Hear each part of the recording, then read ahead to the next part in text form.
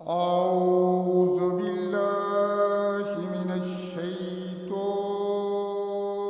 الرجيم. بسم الله الرحمن الرحيم. واذكر في الكتاب إبراهيم إنه كان صديقا نبيا إذ قال لأبيه يا أبت لما تعبد ما لا يسمع ولا يبصر ولا يغني عنك شيئا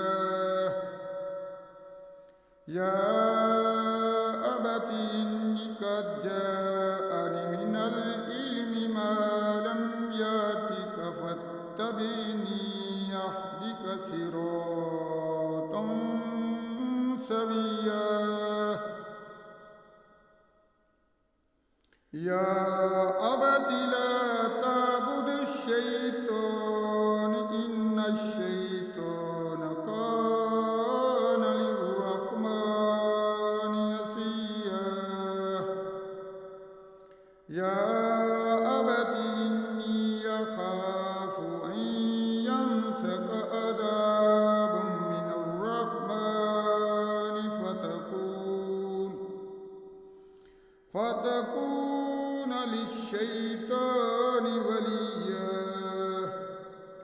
قال أراغب أنت عن آلهتنا يا إبراهيم لئن لم تنتهي لأرجمنك واهجرني مليا قال سلام عليك سأستغفر لك ربي إنه كان بي حفيا وأعتزلكم وما تدعون من دون الله وأدعو ربي عسى ألا أكون بدعاء ربي شقيا فلما اعتزلهم وما يعبدون من دون الله وهبنا له إسحاق ويعقوب وكلا جعلنا نبيا ووهبنا لهم من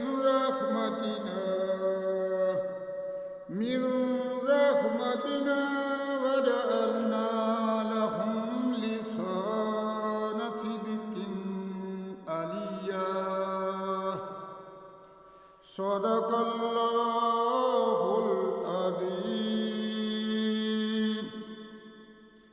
आय हमारे परवरदिगार, हम तेरी इबादत करते हैं और तुझ ही से मदद मांगते हैं, हमें सीधा रास्ता दिखा। आए हमारे परवरदिगार, उन लोगों का रास्ता दिखा जिन पर तूने इनाम किया है, ना उनका जिन पर तेरा गज़ब हुआ। आए हमारे परवरदिगार, हमारे कबीरा सगीरा सभी गुनाहों को माफ़ फरमा। आए हमारे परवरदिगार, हमारे बच्चों को इल्म दीन की दौलत से सरफराज फरमा। आए हमारे परवरदिगार, तमाम मुसलमानों की हिफाजत फरमा। आए हमारे परवरदिगार, हमारे वतन अजीज़ पाकिस्तान की हिफाजत फरमा। आए हमारे परवरदिगार, मेरी दुआ को कबूल फरमा। आमीन सुम्मा आमीन।